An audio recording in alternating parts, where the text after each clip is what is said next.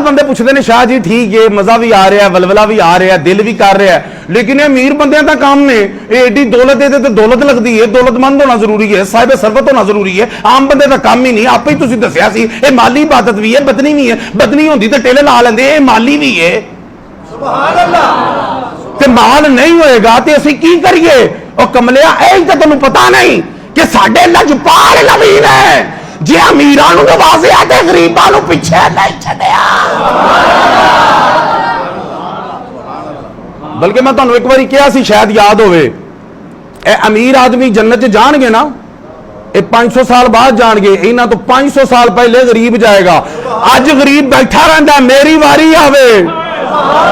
अज बैठा रहिंदा मेरी वारी आवे अमीर भुगतणगे मेरे ते निगाह पवे ओए क़यामत वाले दिन अमीर वेखेगा वो साडी वारी आए गरीब दगड़ दगड़ जन्नत सुभान अल्लाह सुभान अल्लाह या नबी या नबी या नबी या नबी या नबी या नबी आज वेट कर ले नो मेंशन नो टेंशन आज वेट कर ले कितना को वेट करेगा अपनी जिंदगी तो वक्त नहीं वेट करेगा जिंदगी तो वध वेट नहीं करेगा जब तक अख खुली है तक वेट है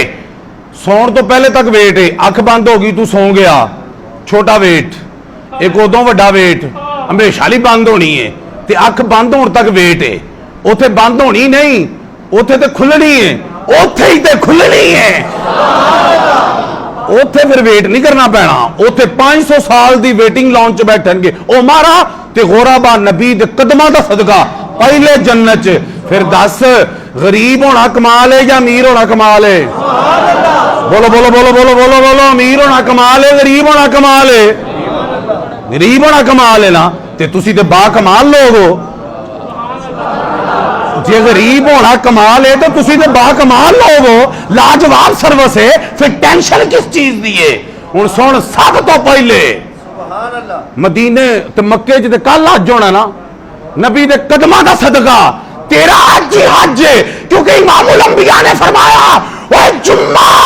मेरी उम्मत के मसाकीन का हज है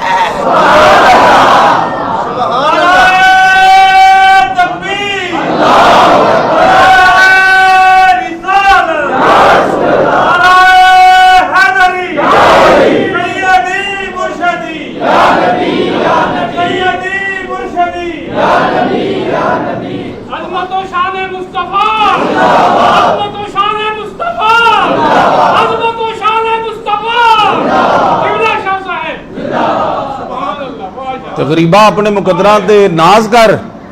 हाजी साल बाद हज करेगा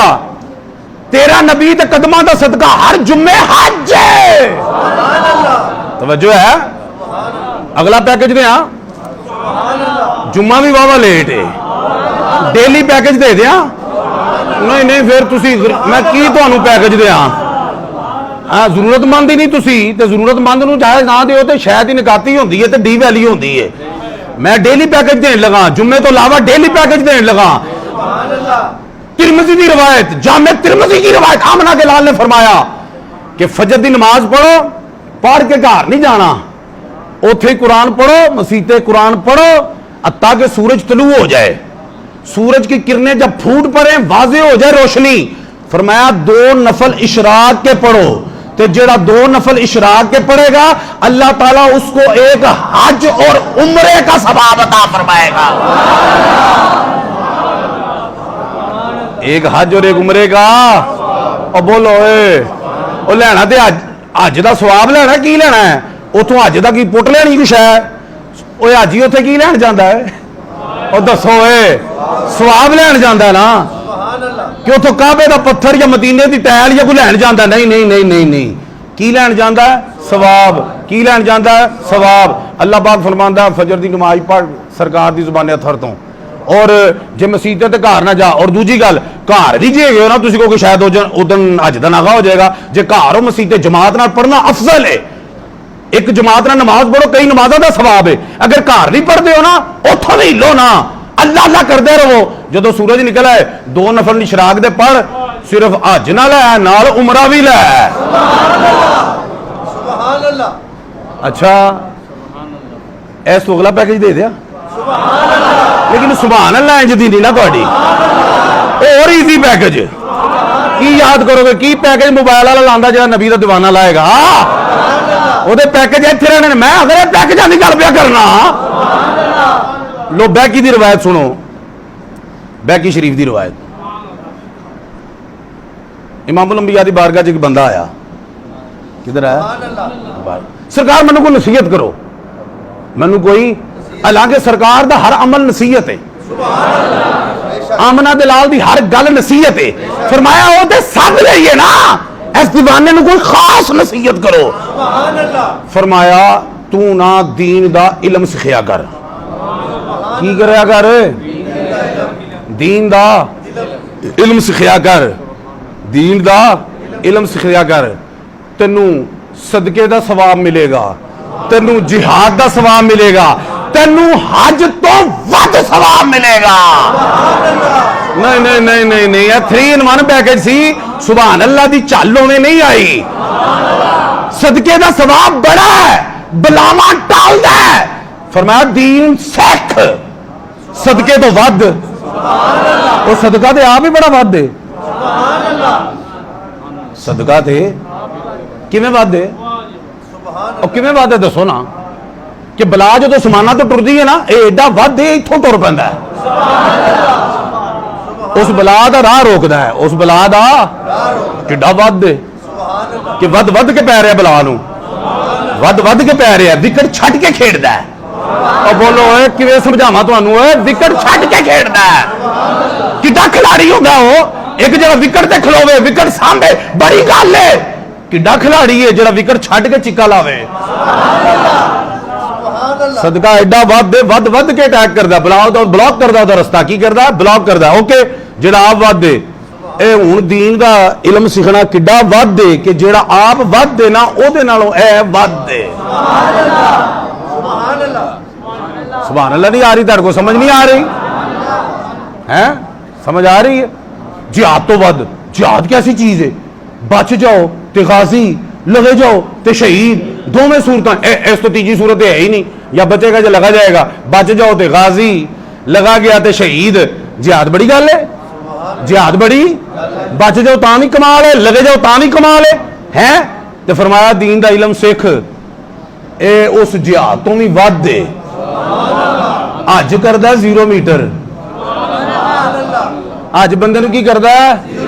बोलो बोलो मीटरो की करदा 0 मीटर ते फरमाया अज तो भी वध दे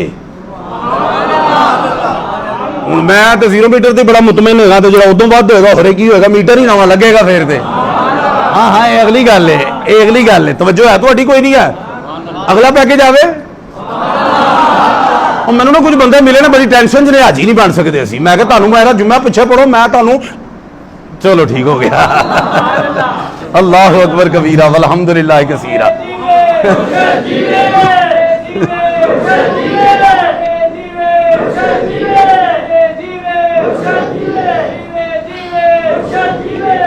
तवज्जो है आवे अगला पैकेज नहीं सुभान अल्लाह तो मैं पिछले पैकेज चला जाऊंगा नहीं है कमाल ना जे बड़ा सौखा अच्छा दीने इलम ए नहीं ये भी गल जरा सुन लो कि बस्ता फड़ के तुसी मदरसे चले जाना इलम दा दीन सीखना तुसी मतलब ए तुसी जुम्मेवार दिन जेड़े पहले पहले आ जांदे हो चलो शाह होरां कोलों कोई पल्ले गल पै जाएगी ए जिहड़ी पल्ले गल्लां पा रहे हो ना ए दीन दीयां गल्लां मैं किहड़ी ग्रंथ पे पढ़ना रब दा कुरान पे पढ़ना या नबी दा फरमान पे पढ़ना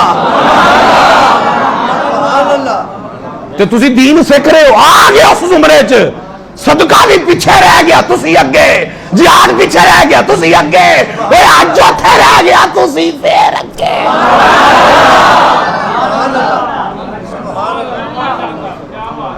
तवज्जो है तुहाडी कोई नहीं है आमना दे लाल हुसैन दे नाना जान मुखबिर सादिक ने फरमाया कि क़यामत वाले दिन ना मेरे एक उम्मती को नामा इमाल थमाया जाएगा उन्होंने नामा इमाल फड़ाया जाएगा खोल के देखेगा ਉਹਦੇ ਚ हज भी लिखे होने ने ते ਉਹਦੇ ਚ उमरे भी लिखे होने ने